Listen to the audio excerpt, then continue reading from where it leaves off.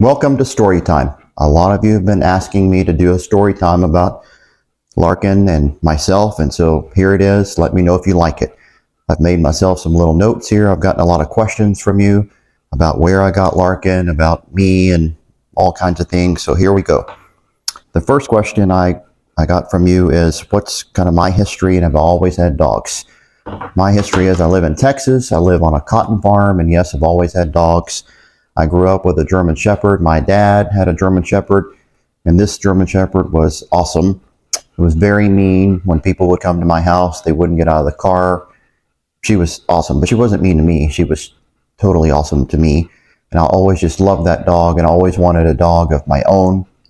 And so when I grew up, I saved my money, and I also did my research on German Shepherds and found out that the American German Shepherds had really bad hip dysplasia.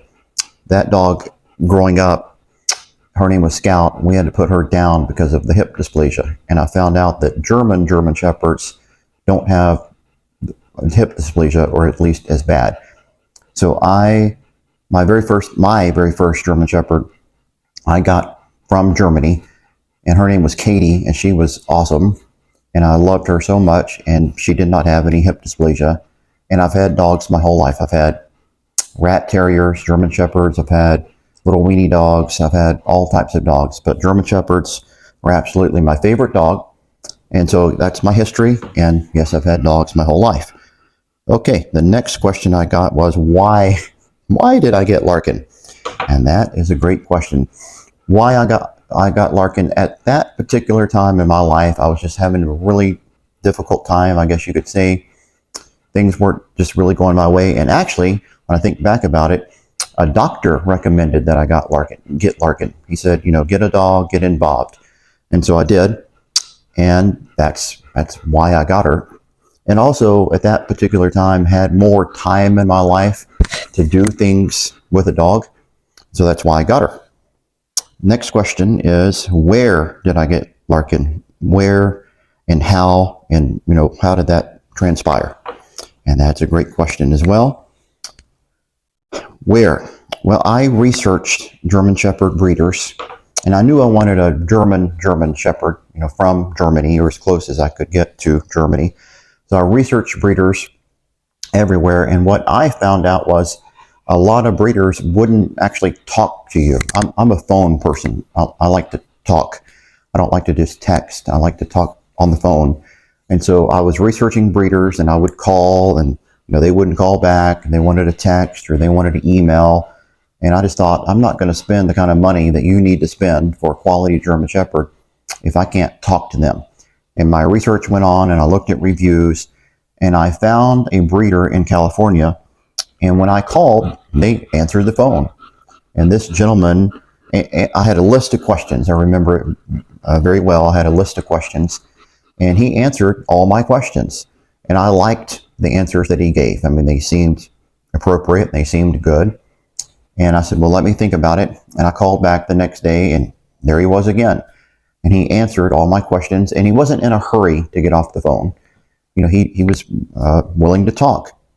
And so I told him what I wanted, and he said, I can get what you wanted. And I know your next question is going to be, what did I want?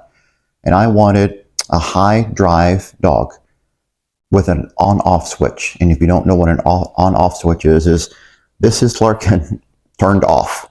She's fine to lay here and just hang out with me while I record a video and just be turned off.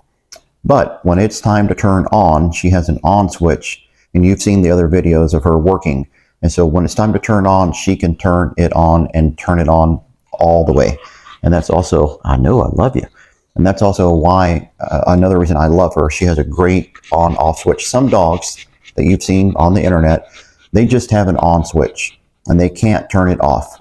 They have to go in their crate, and that's really the only way that you can deal with those type of dogs, because they just can't turn it off. And I knew I wanted a dog that I could live with, that could just be in my house, and that could hang out with me at night. If I'm recording a video or watching TV or reading a book or something, I just wanted her to be able to hang out with me. But I also wanted her to be able to turn it on the field. So I wanted a high drive dog that had an on-off switch. And then this is funny, but when I was doing the color picking and the drives and all that type of stuff was first. That was most important. And then I wanted a female. Also wanted that. I think females are smarter. I think they're easier to train, and I think they're more affectionate. And then the last thing, and if I had an option, I did want this. But the last thing is I remember so well saying this, is I wanted the blondest girl. I prefer blonde human girls. I know that's going to make y'all laugh, but also prefer blonde dogs. So I also said I wanted the blondest pick of the litter. And he said, I can do that. This gentleman on the phone said, I can do all of that. And so I sent a deposit to California, and we kept talking. He kept giving me updates. This is a funny story, so I'm going to tell it. He kept sending me updates all the time of, well, when they were born, and they were doing this, and they're doing that. I would call him, and he would call me, and we hit it off. I would like to say we became friends. And then the updates kind of stopped one day. And I just thought, well, he got busy, or, I wasn't sure exactly what happened.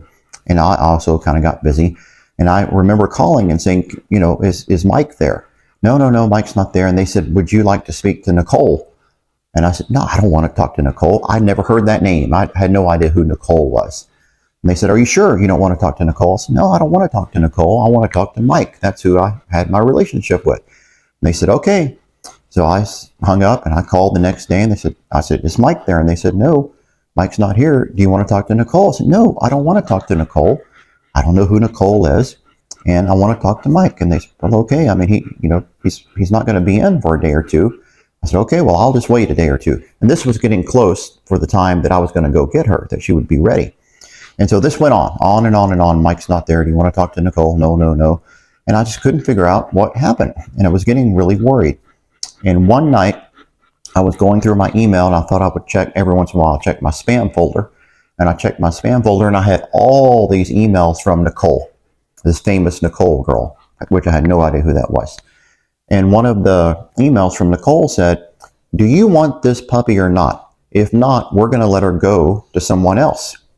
And I was just panicked. I emailed back immediately. I said, yes, I do want this puppy. I didn't realize those emails were going to spam.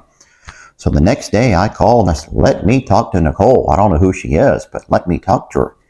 So I got on the phone with Nicole, and I explained who I was, and she said, well, Mike is my dad. And I said, oh, well, I didn't know that. And she said, yes, my mother has fallen, and she, had an accident, and my dad's been in the hospital taking care of my mom. And I obviously work here, and we just haven't heard from you, and we didn't know if you wanted this puppy. We'd selected just the puppy for you, everything that you wanted, and we were just about to let her go to someone else because we haven't heard from you. And I said, listen, I will be there, in 2 days. I will get on the plane and be there. Do not let my puppy go. And so I did. I got on the plane, and I flew to California, and I got this girl right here, and that's how I got her. And the other little, funny story about that is I flew there to the kennel, and I'll never forget, I drove up. They had a big circle driveway, and I got out of the car, and they had a big long barn, and I walked alongside that barn, and I walked around the corner, and there was a woman standing there, and she had Larkin holding her in her arms. And the woman said, oh, you're right on time. We just gave her a bath. And she handed her to me. And when she handed her to me, I took her in my arms, and boy, her little tail started hitting me right here along my rib cage. And I looked down at her, and she looked up at me, and I just knew at that moment this was the start of something really special. I mean, it was just an incredible feeling that I have never felt. I've had a lot of dogs in my life, and I loved all of them, but I have never, ever, ever had that feeling before. And it was just incredible. And I've never filmed a video like this before in this format, but if I can, in editing, no promises, if I can figure it out, but I'll edit in a photo of Larkin laying in the rental car as we drove off. It's a really, really cute photo, and I'll see if I can put that in. I have no idea if y'all can see her over there, but Larkin, come back over here. Come here. We want to see you. Good job. Relax. Larkin's very pregnant, and she's trying to do a relax. There, I know. No, we can't dig a hole. There you go.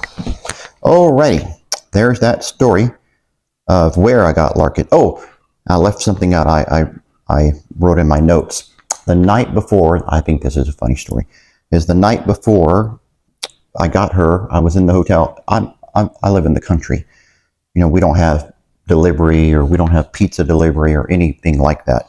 So the night before, I remember looking on my iPhone and there was delivery. This is a novelty to me in the country. And they had a new app, I don't think it's out anymore, called Milk and Cookies. And I thought, I'm going to treat myself to milk and cookies, which I did. And I had it delivered to my hotel room and enjoyed milk and cookies. I just thought that was a neat thing. Okay, next question. What do I feed Larkin? I get this question all the time. My last German Shepherd was named Pacey, and I loved Pacey so much. She was just the love of my life. And I fed her dog food, which many of you do, and I just didn't know better. I fed her the best dog food money could buy, which I thought, and I had no idea that that was not good for dogs. And she passed away because of the dog food. And it just broke my heart that I was the one pouring that poison into her bowl each and every day. And I had no idea. I had no idea that I was doing that to her. I made a decision in Pacey's honor that my next dog would never eat a piece of dog food in her life, which Larkin has never had a piece of dog food in her entire life. So Larkin has eaten raw food. Nicole and I have become very good, close personal friends in the year since I got Larkin. And Nicole also feeds her dogs raw, and she weans her puppies to raw. So literally, Larkin has never had a piece of dog food in her life. I have learned a lot about raw feeding in the years that I've had Larkin. I made every mistake you can possibly make feeding raw. And I also educate people in raw feeding. And that is the number one reason I have found out people don't feed raw, is because they're scared and they just don't want to get started. I think that's very true in a lot of things in people's life, is they just are so scared. They analyze till they're paralyzed and they just don't get started in things. But I wasn't. I knew that I had to do the best thing for Larkin. And so I just got started. And I remember making so many mistakes. For example, a mistake I made was I researched that, and I learned that tripe, green tripe, was really healthy for dogs. So I went to the grocery store and I bought tripe. But I found out that that's not the kind of tripe you feed dogs. That's bleached and it has no nutritional value. It has to be, straight from the cow, unbleached green tripe. I made so many mistakes. I remember one time I was going to feed her mussels, and my dad, bought some mussels, but it still had the shell. And I just threw them down there and thought, well, that's some extra calcium, some extra bone. Quickly learned that was not the right thing to do. I was just wild. I did anything and everything. But I learned to balance the recipe. I actually talked to a nutritionist and learned how to balance her recipe.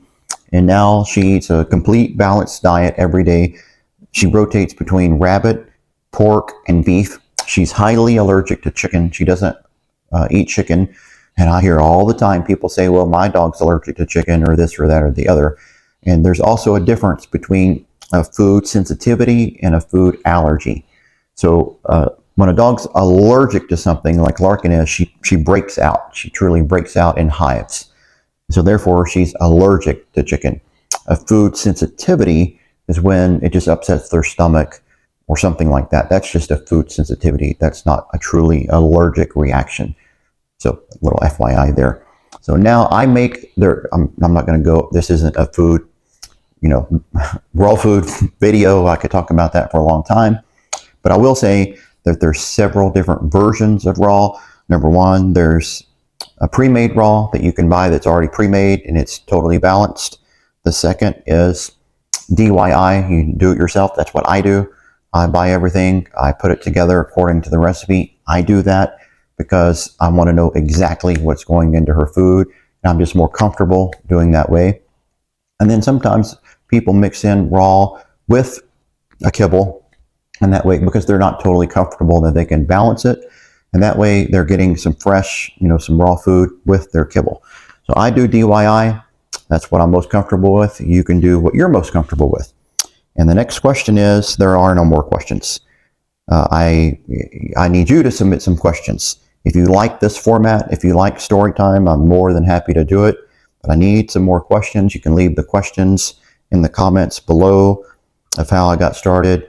I think somebody did somewhere ask, how did I get started tracking? When I got Larkin, just another little caveat in the story time, when I got Larkin, I had no idea there were even dog sports.